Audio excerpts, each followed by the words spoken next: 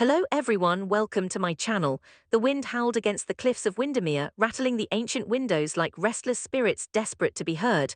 The Cassadine estate loomed over the icy waters outside Port Charles, dark and foreboding, its secrets buried beneath layers of stone and blood-soaked history. And tonight, those secrets were stirring again. Carly Spencer stood in the shadows near the terraced doors, her eyes narrowed as she studied the fortress-like mansion. She wasn't here for nostalgia, she wasn't here for drama, she was here for answers. And Carly Spencer always got her answers. Ever since whispers began about suspicious activity beneath Wyndemere, about sealed tunnels, secret shipments, and strange late-night movements, Carly's instincts had been screaming. She had learned long ago that when something smelled wrong in Port Charles, it usually led back to something or someone dangerous. Her gut told her this time it led to Ross Cullum. Cullum had already made one thing crystal clear when he paid that chilling visit to her home. The memory still burned in her mind, his slow smirk, the calculated way he looked around her living room, the quiet threat buried in every word. He hadn't needed to shout, men like Cullum didn't shout. They destroyed quietly. But Carly wasn't intimidated. She had stared down mob bosses, psychopaths, and Cassadines. She had survived kidnappings, betrayals, and heartbreak that would have crushed lesser women. If Cullum thought she would back off, he didn't know Carly Spencer at all. She stepped deeper into the corridor, heels echoing faintly. Somewhere below her feet lay the catacombs, ancient tunnels rumored to stretch beneath Wyndemere like veins beneath pale skin. If something illegal was happening in Port Charles, Carly would bet everything it was being orchestrated down there. Meanwhile, across town, Josslyn Jacks paced anxiously in her dorm room, replaying every second of that snowstorm night. She had thought she was clever, she had thought she was in control. But Ross Cullum had seen through her. He had played along with her ditzy college girl act, pretending not to notice her questions were too sharp, her curiosity too focused, yet there had been a flicker in his eyes, recognition, suspicion. And now Joss couldn't shake the feeling she had made a mistake. Earlier that day, Jason Morgan had cornered her near Kelly's and delivered a warning that still made her pulse race. Cullum and Gents Sidwell weren't operating alone. They were partners. Partners in what Jason had described as Cesar Faison's final project. The words alone were enough to send ice through her veins. Faison's final projects were never charity work. They were chaos, destruction, psychological warfare, and if Cullum was carrying out something Faison had set in motion before his death, then the entire city could be in danger. But the warning only fueled Josslyn's determination. She had her own mission now. The WSB trusted her. She wasn't just Carly's daughter anymore. She was an operative, and if that meant digging into Cullum's operations, she would do it, even if it meant lying to her mother. What Josslyn didn't know was that Carly already knew about her WSB involvement. And Carly was furious she hadn't heard it from her daughter. Back at Wyndemere, Carly found what she had been searching for. A concealed door behind a faded tapestry. Her fingers brushed the cold stone as she pulled it aside. A narrow stairwell spiraled downward into darkness. The catacombs! Carly exhaled slowly. This better be worth it, she muttered. She descended carefully, the air growing damp and heavy. The faint smell of oil and machinery drifted upward, confirming her suspicions. This wasn't just ancient ruins. Someone had modernized the tunnels. Halfway down, she froze. Voices! Male voices. She slipped behind a stone pillar as two men walked past below, discussing a shipment scheduled for the next evening. They mentioned Sidwell by name, they mentioned Cullum. And then they mentioned Phase 2. Carly's heart pounded. Phase 2 of what? As she leaned slightly to hear more, her heels scraped against the stone floor. The sound echoed. The men stopped talking. Silence. Did you hear that? One of them whispered. Carly's pulse thundered in her ears as footsteps began climbing the stairs toward her hiding spot. Up above, a sleek black car pulled up to the gates of Wyndemere. Inside sat Jack Brennan, his jaw tight as he stared at the estate.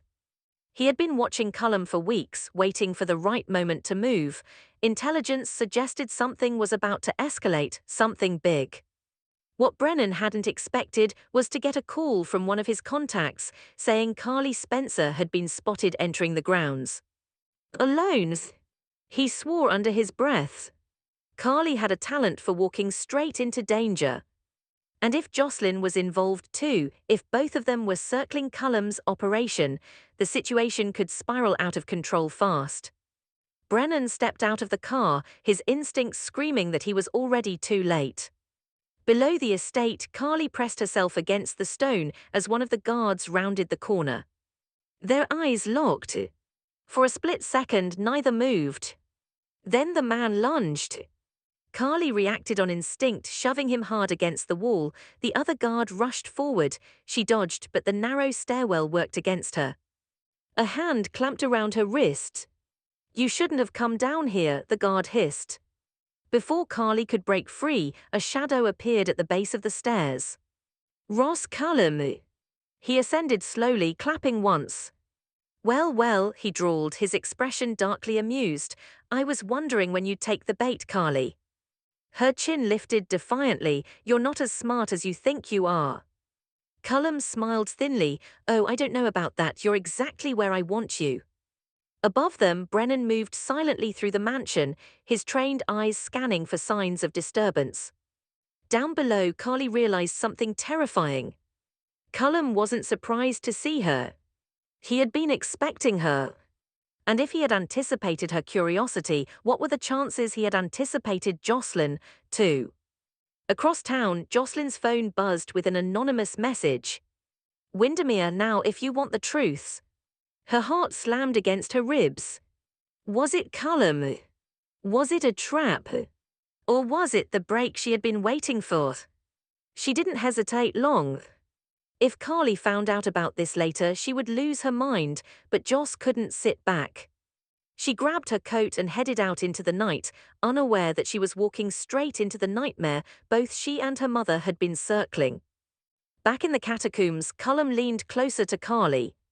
"You're brave," he murmured. "I'll give you that, but bravery without strategy, that's just recklessness." Carly met his gaze evenly. "You underestimate me." "On the contrary," he replied softly, "I know exactly who you are, which is why I needed you here." Her stomach tightened. "Needed me for what?" Cullum's smile widened.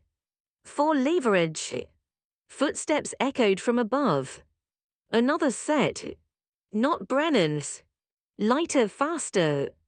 Josslyn burst into the lower corridor, eyes wide as she took in the scene, her mother restrained, Cullum smirking, guards positioned strategically. "Mom," Josslyn gasped. Carly's breath caught. "Josslyn, what are you doing here?" Cullum chuckled darkly. "And now," he said, turning toward them both, "the reunion is complete." The tension in the catacombs thickened like smoke as mother and daughter stared at each other, horror dawning in their eyes. Cullum stepped between them, savoring the moment. "I must admit," he said smoothly, "this is better than I imagined." Josslyn's mind raced. She had walked straight into a trap, and worse, she had dragged her mother into it. "Let her go," Josslyn demanded, her voice trembling despite her attempt to stay composed. Cullum tilted his head. "You see, that's the problem. I can't, not yet." Carly's protective instincts roared to life. "If you want something, deal with me. Leave my daughter out of it." Cullum laughed softly. "Oh, Carly, you still think this is about you?" He turned to Josslyn, studying her carefully. "You're not the naive little co-ed you pretended to be during that charming snowstorm," he said quietly, "and I don't like being lied to." Josslyn's cover was officially blown. Carly's eyes widened. "What is he talking about?" she demanded. Josslyn swallowed hard. "Mom, Cullum interrupted. "Your daughter works for the WSB." The words hit Carly like a physical blow. Silence fell. Josslyn finally met her mother's gaze. "I was going to tell you," she whispered. Carly's heart shattered in that instant, not because her daughter was brave, but because she had been shut out. Cullum clapped again. "Secrets, lies, betrayal, you two are practically a soap opera cliché."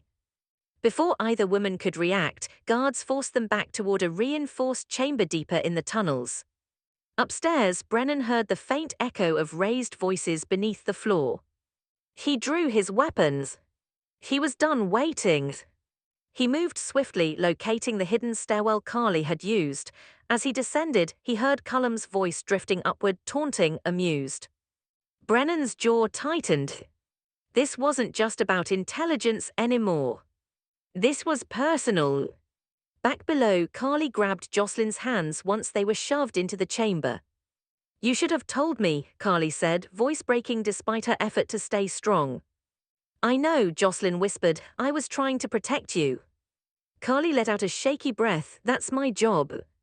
For the first time in months, the walls between them crumbled. They weren't just mother and daughter arguing about secrets. They were two women facing death together. Cullum returned moments later, packing in front of them. "You see, Faison's vision was always bigger than one city," he said casually. "Phase 2 ensures chaos on a global scale." Carly's eyes burned with fury. "You're insane." "Maybe," he replied, "but history remembers the bold." Suddenly, a gunshot echoed through the tunnels. Cullum spun around. Brennan emerged from the shadows, weapon raised, expression lethal. "Step away from them," he ordered coldly.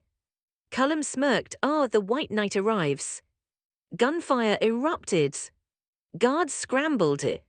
Josslyn pulled Carly down behind a crate as bullets ricocheted off stone walls.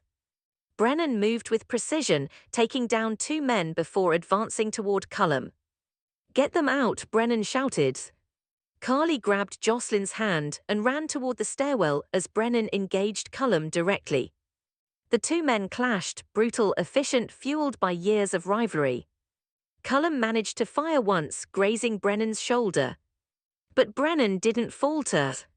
He tackled Cullum against the stone wall, knocking the gun from his hand. Sirens wailed above as WSB reinforcements stormed the estate. Moments later, Cullum was restrained, furious and defeated.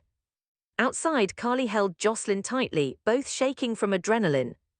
Brennan emerged, blood seeping through his sleeve but alive. Their eyes met. For a long moment, nothing needed to be said. He had come for them. Both of them. Josslyn looked between her mother and Brennan, understanding dawning.